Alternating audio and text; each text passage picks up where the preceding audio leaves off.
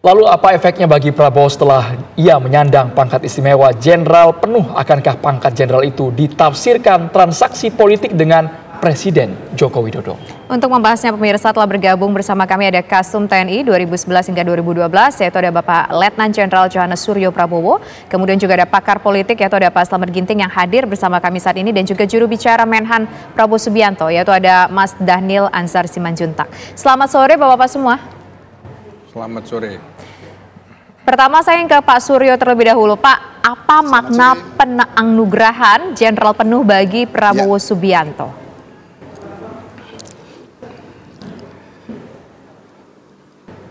Maknanya tentu kalau secara normatif ada ya di undang-undang dan seperti yang disampaikan oleh Bapak Presiden Jokowi. Tapi kalau bagi saya pribadi ya, pendapat pribadi, dengan dianugerahkannya pangkat jenderal kehormatan ini menunjukkan bahwa beliau layak mendapatkan itu dan semua isu yang negatif yang melatar belakangi Prabowo selama ini berarti sudah clear. Perlu saya tambahkan ya, saya dulu pernah dinas di Komite Kebijakan Industri Strategis. Kantornya berdampingan dengan kantor Kementerian Pertahanan.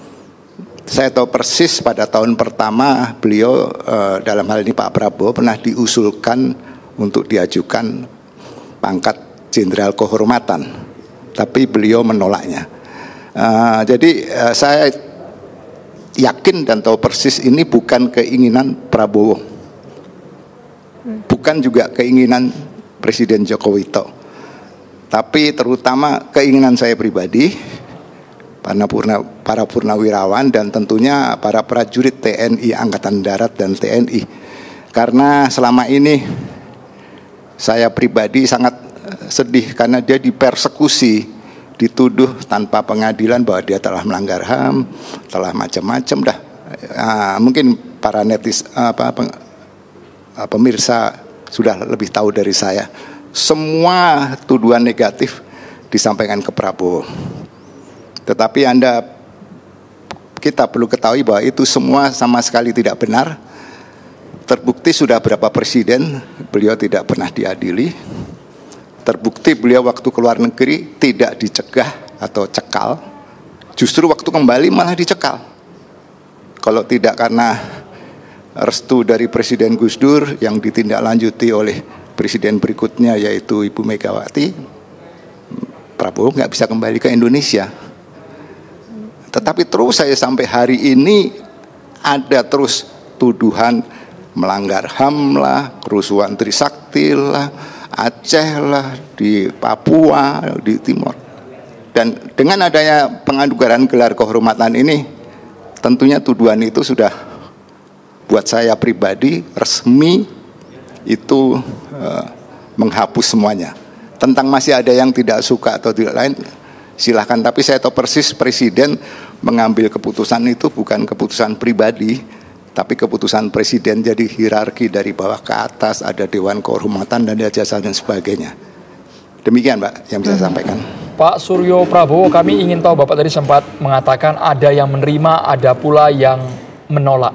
Dari kedua opsional tersebut, apa sebenarnya pertimbangan yang diambil oleh para purnawirawan Pak Suryo Prabowo? Yang menolak tentunya kalau dia purnawirawan aneh buat saya. Ya, itu sangat aneh. Saya ragukan ke purnawirawannya, itu aja Pak. Oke, baik. Nah, sekarang saya karena berarti dia tidak tahu apa yang dia sampaikan dan keberatan. Nah, sekarang saya ke Mas Dhanil. Sekarang saya ke Mas Dhanil. Mas Dhanil sebagai juru bicara dari Kemenhan tadi disampaikan oleh Pak Suryo bahwa Prabowo Subianto sebelumnya pernah juga mau diberikan penganugerahan begitu, tapi yang bersangkutan menolak. Pada saat itu apa alasan yang menolak dan sekarang menerima, Mas Dhanil? Betul yang disampaikan oleh Pak Suryo Prabowo, bahwasannya di tahun pertama Pak Prabowo menjadi Menteri Pertahanan, usulan agar beliau mendapatkan kenaikan pangkat jenderal kehormatan itu sudah dilakukan oleh baik dari Mabes TNI, kemudian dari internal Kementerian Pertahanan agar diusulkan ke Presiden. itu sudah disampaikan langsung kepada Pak Prabowo di tahun pertama, bahkan di tahun kedua, tahun ketiga itu selalu datang konsisten kepada Pak Prabowo. Tapi jawaban Pak Prabowo di tahun pertama dan tahun kedua permintaan usulan agar beliau diberikan kenaikan pangkat istimewa sebagai jenderal kehormatan, itu jawaban Pak Prabowo sederhana waktu itu. Pak Prabowo selalu bilang, saya merasa belum banyak berbuat untuk negara, belum banyak berkorban untuk dunia militer dan pertahanan.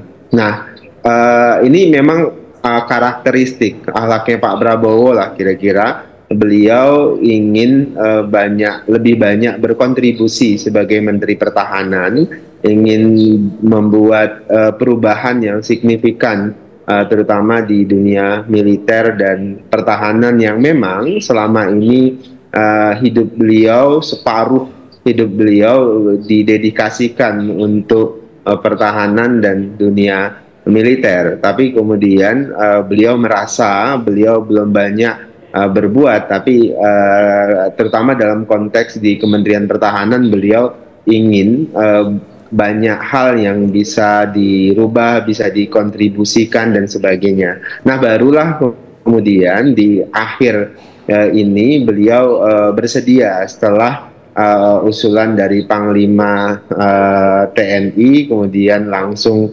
disetujui oleh Presiden. Ya mau tidak mau tentu Pak Prabowo bersedia menerima tanda kehormatan kenaikan pangkat istimewa tersebut. Itu pertama, Mas Andro dan Mbak Tisa. Kemudian yang kedua yang perlu dipahami secara regulasi, tentu kenaikan pangkat istimewa ini sangat sah begitu. Kenapa begitu? Karena Pak Prabowo sebagai Menteri Pertahanan itu sudah dianugerahi bintang Yuda Dharma Utama pada tahun 2022. Bintang Yuda Dharma Utama ini hanya diberikan kepada Menteri Pertahanan dan Panglima TNI. Dan implikasi dari pemberian bintang Yuda Dharma Utama itu biasanya kalau kita merujuk Undang-Undang Nomor 20 Tahun 2009, terutama pasal 33 ayat 1 dan 3, itu ya Pak Prabowo diberikan hak pengangkatan dan kenaikan pangkat secara istimewa dari bintang 3 menjadi bintang 4. Walaupun pada saat itu Pak Prabowo belum bersedia. Nah, sehingga barulah diberikan dan Pak Prabowo bersedia menerima kenaikan pangkat itu pada 2024 ini. Baik, itu secara regulatif. Kemudian secara kualitatif ya tadi yang juga sudah dijelaskan oleh Presiden secara langsung bahwasannya Pak Prabowo selama ini ya dedikasinya untuk dan bangsa dan negara itu sangat tinggi. Plus tadi juga dijelaskan oleh Pak Suryo Prabowo, beliau agaknya lebih paham dan tahu persis bagaimana kontribusi Pak Prabowo di dunia pertahanan dan di dunia militer sejak berdinas dulu. Baik, Bang Daniel. Kita beralih ke Pak Slamet Ginting. Pak Slamet Ginting ini kan banyak juga yang multitafsir karena timingnya dekat sekali pasca pencoblosan, kemudian mau pengumuman pula tanggal 20 Maret nanti dari KPU mengenai calon presiden. Apakah posisi pemberian jenderal kehormatan untuk Prabowo Subianto ini atas latar belakang tolak ukur kinerja di Menteri Pertahanan atau juga ada di militer atau bahkan dengan menyandang calon presiden yang unggul dihitung cepat maupun real count sementara dari KPU? Ya, tiga-tiganya benar. Jadi pertama saya terkejut ketika pada tahun 2019 itu Prabowo sampai dengan akhir tahun 2019 kok belum juga dinaikkan pangkat jenderal bintang 4 kehormatan. Saya belajar dari peristiwa tahun 1993 ketika Menko Polkam waktu itu Letnan Jenderal Purnawirawan Susilo Sudarman. Nah, itu juga diberikan pada Maret 1993 diberikan pangkat jenderal kehormatan. Itulah awal mula Orde Baru memberikan pangkat jenderal kehormatan pertama kepada Jenderal Susilo Sudarman. Alasannya adalah Menko Polkam itu membawahi Menhan, kemudian Pangap, Kepala Staf Angkatan yang posisinya Jenderal Bintang 4 gitu. Nah kemudian rasanya memang agak kikuk ketika kemudian senior ini memimpin anak buahnya, tapi anak buahnya sudah Bintang 4. Sama dengan kasus Prabowo ini, Menteri Pertahanan sebagai pembangun kekuatan, kemudian ada Panglima TNI sebagai pengguna kekuatan, kemudian Kepala Staf Angkatan pembina kekuatan, dan itu perwira tinggi Bintang 4 semua.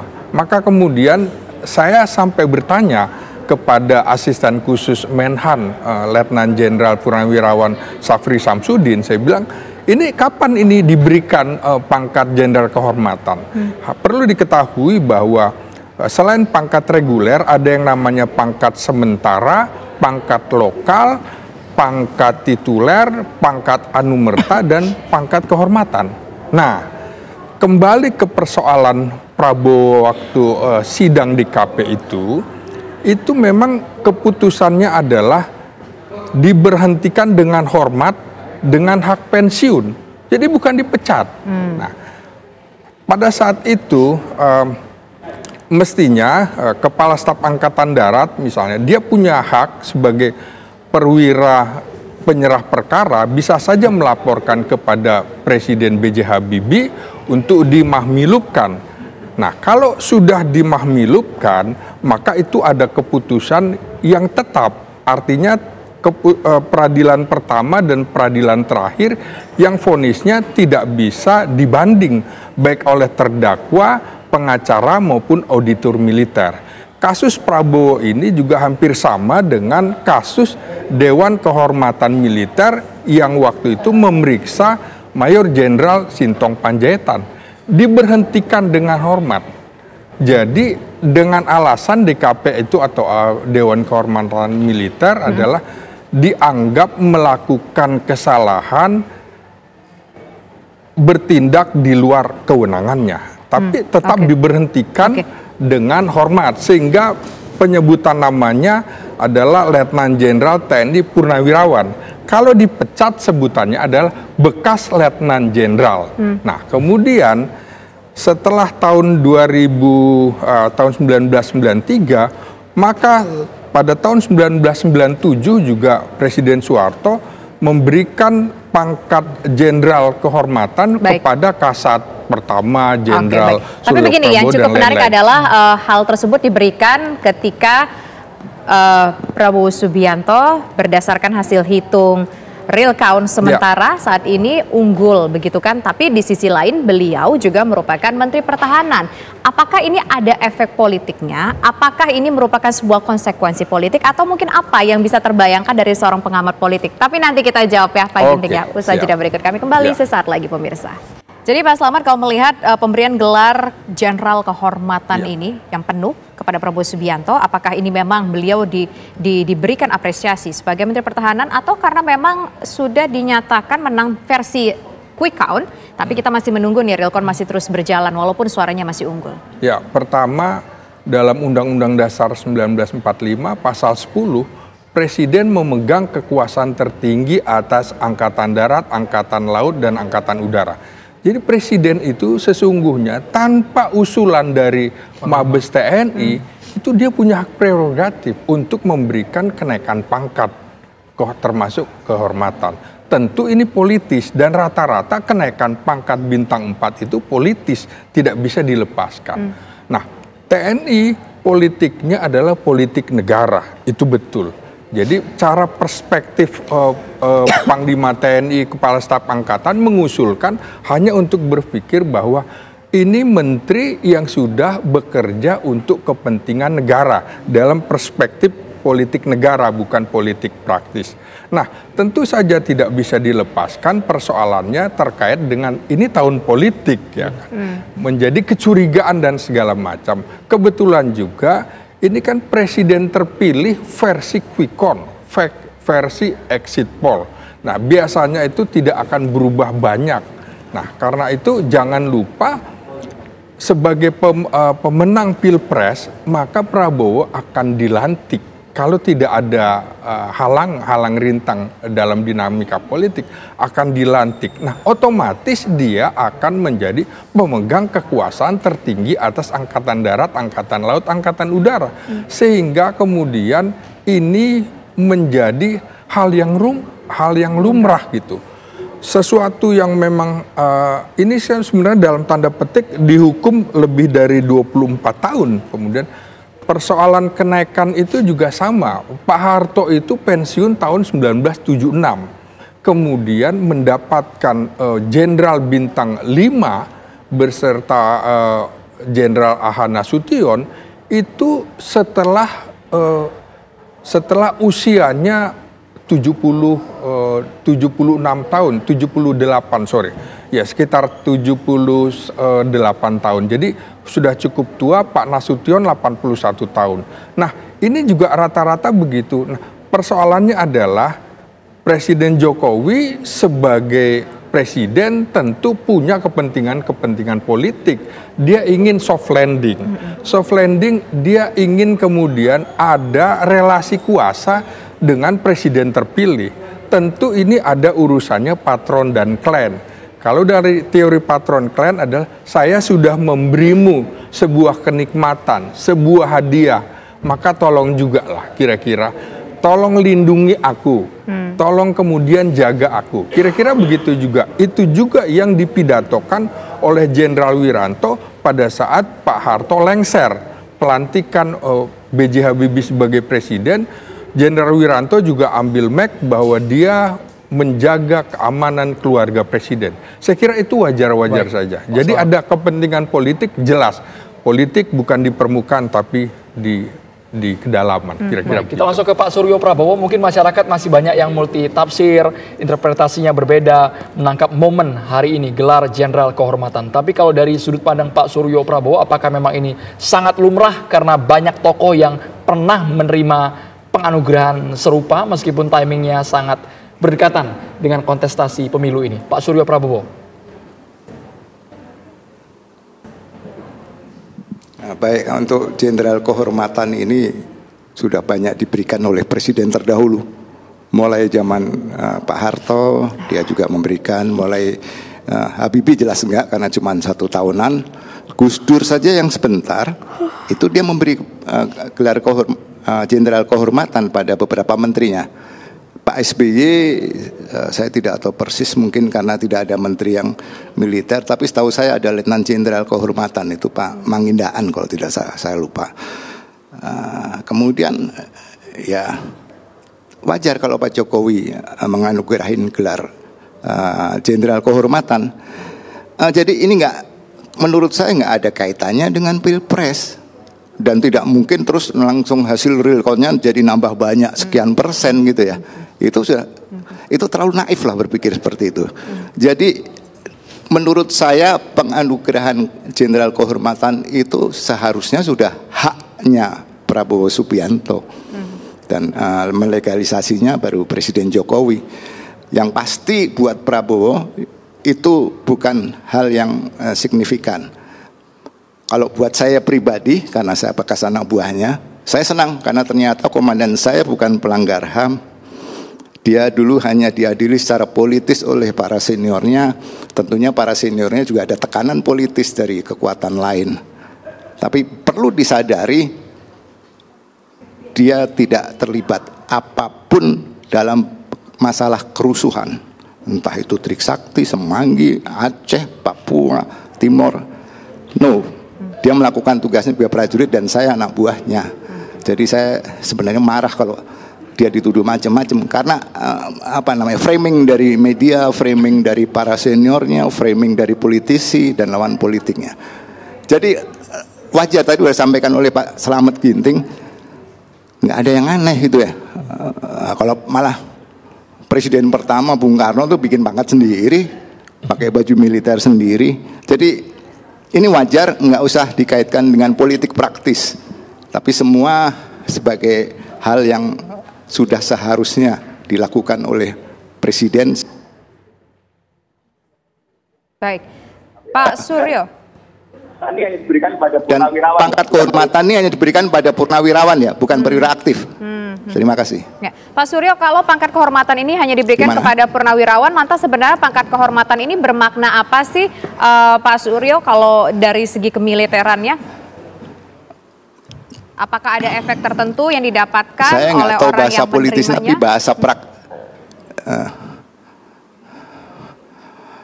saya nggak ngerti bahasa politis atau bahasa hukum. Saya ngerti kalau bahasa awam, ya sebagai tanda terima kasih atau penghormatan atas apa yang telah dilakukan oleh seorang menteri yang berasal dari purnawirawan.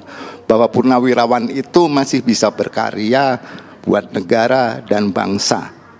Jadi bentuk pangkat kehormatan macam-macam, kan ada kenaikan pangkat luar biasa dan ini jenderal kehormatan. Kalau yang lain-lain nggak, pengaruhnya paling tunjangan kali ya, naik 200 atau 300 ribu, saya kurang tahu ya. Tapi yang jelas jangan dipolitisir lah ini. Ini tidak ada kaitannya dengan pilpres, politik balas budi. Saya tidak tahu presiden yang lalu merasa balas budi atau tidak. Tapi ini murni memang begitulah yang harus dilakukan oleh seorang kepala negara kepada para menterinya yang mantan purnawirawan. Itu yang bisa saya sampaikan. Baik, Pak Suryo Prabowo. Kita ke Bang Daniel. Bang Daniel, kami juga ingin tahu setelah mendapatkan gelar Jenderal Kehormatan ini, apakah nanti ada tanggung jawab tersendiri atau hanya sebatas simbolis saja, Bang Daniel Anzar? Ya, pertama kan ini adalah bentuk apresiasi ya, apresiasi kemudian pengakuan dari keluarga besar TNI dalam hal ini terkait dengan kerja-kerja Pak Prabowo, kontribusi Pak Prabowo di bidang pertahanan dan militer. Kemudian juga apresiasi dari Presiden Republik Indonesia Pak Insinyur Joko Widodo karena kerja-kerja Pak Prabowo di bidang pertahanan dan militer, dalam hal ini beliau sebagai Menteri Pertahanan, ditambah dengan panjangnya dedikasi beliau buat bangsa dan negara, baik ketika beliau sebagai militer aktif dan kemudian pada saat ini sebagai Menteri Pertahanan. Jadi ini bentuk apresiasi yang memang tadi disebutkan oleh Pak Suryo Prabowo, ya wajar diberikan kepada tokoh-tokoh yang memang berkontribusi. Jadi ya kita jangan pelit mengapresiasi semua orang yang sudah berkontribusi untuk bangsa dan negara. Kemudian kedua, apakah ada perbedaannya? Tentu ada perbedaannya. Kalau Pak Prabowo suka bercanda dulu, pensiunnya itu ya sekitar 4 jutaan sekian. Pak Suryo Prabowo itu tahu persis nilainya 4 jutaan. Ya, nanti kalau bintang 4 mungkin nambah 200 ribuan. Jadi yang jelas ini tradisi baik yang memang sudah dimulai sejak awal terkait dengan apresiasi seperti ini. Dan apalagi ini memang haknya Pak Prabowo sebenarnya. Tapi beliau sejak tahun pertama, tahun kedua, tahun ketiga memang belum bersedia menerima tanda kehormatan kenaikan pangkat istimewa tersebut, dan baru bersedia pada akhir-akhir periode pengabdian beliau sebagai Menteri Pertahanan. Karena di awal dulu Pak Prabowo selalu menyebutkan, saya belum banyak melakukan perubahan-perubahan di bidang pertahanan dan militer ketika menjadi Menteri Pertahanan. Baru sekarang di akhir periode kita melihat banyak perubahan, banyak kontribusi beliau di Kementerian Pertahanan, di sektor pertahanan dan militer. Barulah kemudian Pak Prabowo mau menerima apresiasi yang diberikan oleh Presiden dan keluarga besar TNI. Baik, sekarang saya ingin ke Pak Slamet Ginting. Pak Slamet Ginting, dengan pemberian penghargaan Jenderal Kehormatan kepada Prabowo Subianto, bagaimana kemudian efek politiknya? Apa katakanlah keuntungan yang didapatkan oleh beliau? Keuntungan yang didapatkan oleh Prabowo, tentu semua lulusan Akademi Militer, Akademi Angkatan Laut, Akademi Angkatan Udara, dan Akademi Kepolisian, cita-citanya ingin jadi bintang 4. Karena itu dia tercapai, walaupun harus menunggu setelah 26 tahun diberhentikan. Tapi dari segi politisnya apa manfaat yang didapatkan? Dari segi politis tentunya bargaining politiknya juga akan lebih tinggi, merasa lebih tinggi bahwa saya juga bintang 4 ya, walaupun itu kehormatan. Dan ini menjadi politis dalam pengertian dia akan menjadi pemegang kekuasaan tertinggi dan itu lengkap. Bahkan seperti tadi Pak Suryo Prabowo bilang, Presiden Soekarno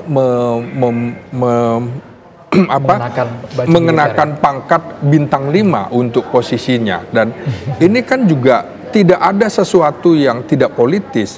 Pada saat Faisal Tanjung memberikan anugerah Jenderal Besar Kehormatan pada Pak Harto pada 97, niatnya adalah Pak Harto berhentilah. Niatnya begitu, berhenti tidak untuk lanjut lagi menjadi presiden. Untuk Ahana Nasution ada rekonsiliasilah untuk kepentingan bangsa dan negara. Jadi ada kepentingan-kepentingan politis. Nah, kalau soal ini juga jelas bahwa Prabowo semakin firm di depan para prajuritnya. Karena beberapa jenderal perwira tinggi bintang 4 kemudian ketika berbicara dengan Prabowo misalnya, gini-gini saya bintang 4 loh, dia bintang 3. Jadi ada aspek psikologi politik. Nah, ini menurut saya yang tidak bisa dilepaskan dari pemberian pangkat ini. Kalau soal yang lainnya, karena dari tahun 93 kemudian baru ada lagi pada tahun 2000 eranya Gus Dur, 4 menteri diberikan jenderal bintang 4. Kemudian baru terakhir adalah pada tahun 2004 pada saat Hendro Priyono dan Haris Sabarno menjadi bintang 4. Dan ini semuanya politis terkait dengan figur yang memang layak mendapatkan prestasi atau penghargaan itu. Dan lagi-lagi Prabowo tentunya akan lebih firm lagi pada saat pelantikannya nanti menjadi capres atau presiden terpilih. Nah, ini kemudian sekaligus menggambarkan bahwa DKP itu menjadi kontroversi sama dengan kasus Sintong Panjaitan. Dia mendapatkan pangkat Letnan Jenderal Kehormatan dari Presiden B.J. Habibie. Itu kan juga sama, diberhentikan kemudian juga mendapatkan pangkat kehormatan. Jadi lagi-lagi kita ingin melihat bahwa Jenderal Ahana Nasution juga pernah diberhentikan, termasuk Gatot Subroto dan juga TB Simatupang, tapi kemudian ditarik lagi dalam pemerintahan karena ada kepentingan politik presiden. Maka jelas ini ada kepentingan politik Presiden Jokowi. Terima kasih banyak Pak Selamat Ginting, Bang Daniel Anzar Timanjuntak, terima kasih Pak Suryo Prabowo sudah bergabung di Kabar Petang.